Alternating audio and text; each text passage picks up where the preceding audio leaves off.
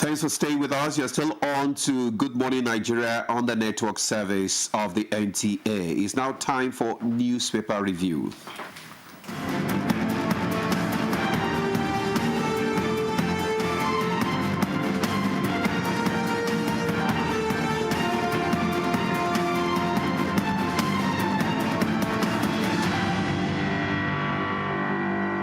Our newspaper reviewer Chukwudi Okolubaja is in the studio. Hello, Chuks, the boy. Good morning. I was getting my executive pen out of the pocket when you were introduced. The one that will sign checks of billions. I want to look, you know. Do you know who I am? Hello, good morning. I know who you are. Yeah, I know. I know you are Chuks, our Chuks. So good morning. Good morning. How are you doing? Fine. Good to see you too. Yeah, Thank you. Did you feel the Hamilton this morning? Actually, the whiff of it started about 4 days back, and I asked my children, is it my old skin, responding poorly to the environment? Is there Hamilton? There's Hamilton already. Hamilton where? There's Hamilton already. You didn't feel it? Oh God, beg. This is not Hamilton. This is. No, you don't get the point. Yeah. It's coming too early. You are saying when Ramadan comes, what I'm saying is, coming from a place like Maiduguri, when people say there's a Hamilton in Abuja, that's what I'm saying. Because you know the extreme, my AC on. Because you know the extreme type of it, don't mean there's no Hamilton. I've not noticed really. In Abuja, and that is surprising. I've spent about 12 years in Abuja now. It's never come this early. All I know is I tend to sleep more. Early. I tend to sleep more, and I don't want to wake up in the mornings. But I think it's a change of weather. There's better cooling. That's why you're sleeping more. Yes. So let's quickly go to the papers, and we begin with the Blueprint newspaper. And above the masthead of the Blueprint newspaper, hardship. Nigerians rejected your economic ideas in 2023. That's presidency telling Atiku, and details on page 4. And below the masthead, artisanal miners' activities encouraging banditry in Nigeria. That's coming from the governor of Niger State, Bago. Details on page 6. Business. States FCT IGR rose to 2.43 trillion 2023. That's coming from the NBS. And Lukman avenges Oshemen's humiliation. Sings Napoli. Details on page 40. And the headlines: 8 months after sack of REA management team, reps begin probe into $2 billion renewable energy investments. With riders say we are not out for witch hunt as public hearing begins Tuesday. NSIA, NDDC, ECA, Niger Delta Power Holding also and others summoned. And at the side piece of the picture story, you see 2025 AFCON, Nigerians in Libya face mass deportation after CAF ruling. You find details on page 8, although the Foreign Affairs Ministry in Nigeria has denied this report. And NGE conference, Shatima Diri, Idris Rubadu lead discussion on economy, security, with riders Amuka Oshoba, Obiagbena, others to address media challenges. Details on page 8. ICPC arraigns provost lecturer for certificate forgery in Sokoto. Find details on page 4. Sani Nasu suspends strike over salary arrears. Details on page 4. Tinubu to swear in Ojukwu, Ilwata, 5 others as ministers today. Find details on page 4.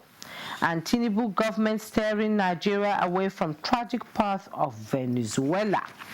Well, if you want to know everything about it, you go to page 12. And let's quickly go to the Leadership newspaper. And above the masthead, Leadership newspaper, Tinubu swears in 7 ministers designate today. Details on page 8. Falana wants charges against minors dropped. Find details on page 7. And the headlines in the Leadership newspaper: 2 months after, NYSC core members yet to get 77,000 allowance. With riders resort to side jobs, say current 33,000 allowee not sustainable. Organizations reduce core members' working days. And after, customs facilitates first shipment to Kenya. Details on page 7. And ENEC, Shetima Diri orders lead discussion on economy and security. At the side piece of the picture story, LP fails to win any local government seat in Abia. Details on page 52. Varsity workers suspend strike on 7. Our PMS cheaper than imported ones, that's coming from Dangote, on page 53. And police arrest 130 foreign nationals, Nigerians, for hacking. Details on page 6. And the picture story there, you see the group chairman, United Bank for Africa, and founder Tony Elumelu, and President Joao Lorenzo of Angola during discussions on investment in Angola banking, energy, and insurance sectors by Elumelu-led companies on Friday in Luanda. That's about what I have in the leadership and blueprint. Okay. I have the Nigerian Pilot newspaper. Militia headsmen kill 41 in Benue, sack police station, thousands of natives. Details of that story can be found on page 6. Edo, Ondo, Benue, Taraba states lead as Lassa fever cases rise in Nigeria. Details can be found on page 5. Chinese hackers arrested in Abuja. Ministry of Interior helpless as porous borders, cheap visa on arrival allow Chinese citizens, others to flood Nigeria. Chinese are alleged to be hacking into government systems. Banking and other financial sectors are not spared. Police sources said AIG Bennett Igwe rejected 200 million bribe offered by Chinese suspects to look the other way. That's the headline news on the Nigerian Pilot, and it's on page 4. Bayelsa has reasons to be thankful to God. Governor Diri, the story is on page 4. Anambra community donates 10 million for manhunts of killers of 16 persons.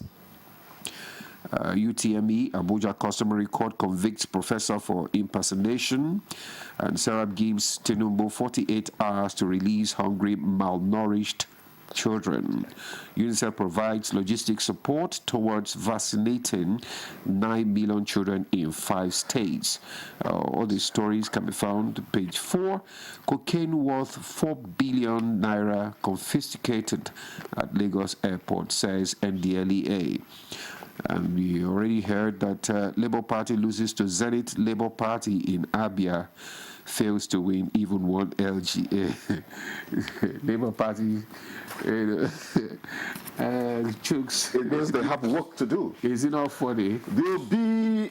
I don't think, look, what happened? You know what happened? Do you know what happened? Were you there, journalist? No, what I heard, what I gathered. Go on. You know, the governor, supporters, they just moved because of the crisis in Labour Party. Yeah. So they moved to Zenith Party. So it's still the same. So it is a protest vote. Yeah. So I was happy for the Southeast. Yeah. When Obi rose from virtually, nowhere.